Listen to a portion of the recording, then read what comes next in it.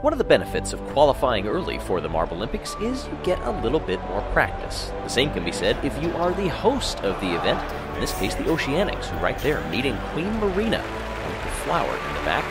Coach Tide, mascot Alvin, and even our reporter Ricochet in there. As we get ready for these 4 teams to take their shot at the funnels. We saw this in the qualifier already. But now these teams going to get a shot at it themselves. I don't think there's some bragging rights also between the automatic qualifiers. Then you don't know these marbles. Taking their time. Remember the qualifying round, I think our top time was 1:44. Longest that it took for anybody to get down through this course. Savage Speeders up there. Oh, and as I say that, they drop through. The Oceanics now take the lead. Clear back in funnel number 2. They join the O-Rangers in 3.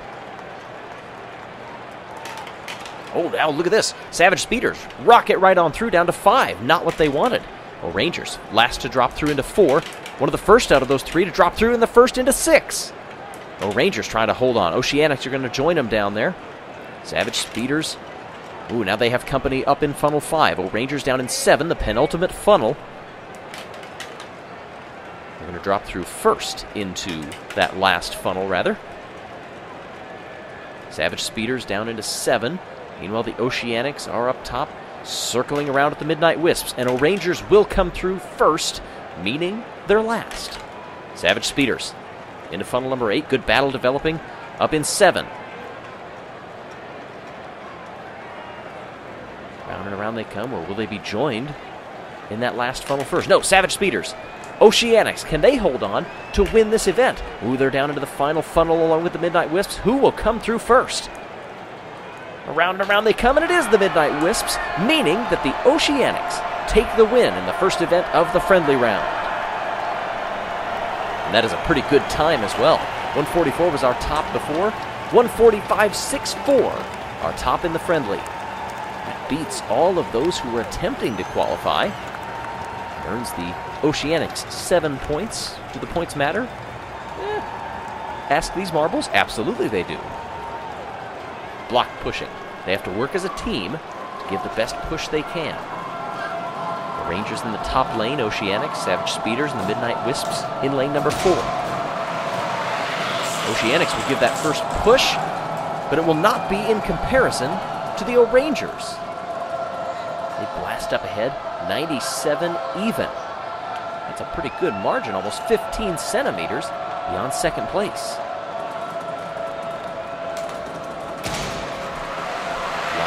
Down they come. Will the O-Rangers have this one? No, they won't. That last little burst by the Midnight Wisps gives them a 96.6 in heat number 2. That 96.6 is not enough. 97 flat gives the O-Rangers 7 points for the event. Oceanics taking the lead early on, 9-8 over the O-Rangers, and Midnight Wisps tied back there in second place. The relay race, always entertaining. Put together a complete performance as a team. Savage Speeders out in front. The Rangers holding on to second place, but now the Midnight Wisps take it, and now they take the lead. Watch to the inside. Oceanics are going to get the win. They came out of nowhere.